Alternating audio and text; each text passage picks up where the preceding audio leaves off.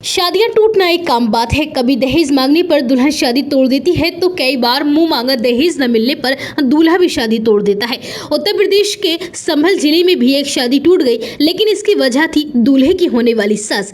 एक माँ अपनी बेटी की शादी में खुशी से यूं झूम उठी कि डीजे के फ्लोर पर नाचते हुए उसने सिगरेट जलाकर छल्ले उड़ाना शुरू कर दिया।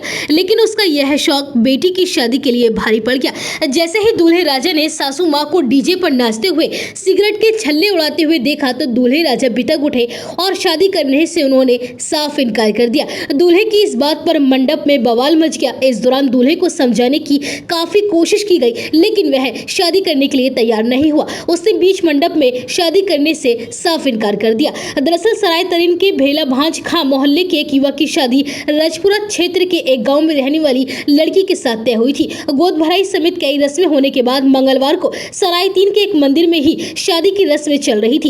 एक तरफ शादी की रस्में हो रही थी और दूसरी तरफ दावत चल रही थी।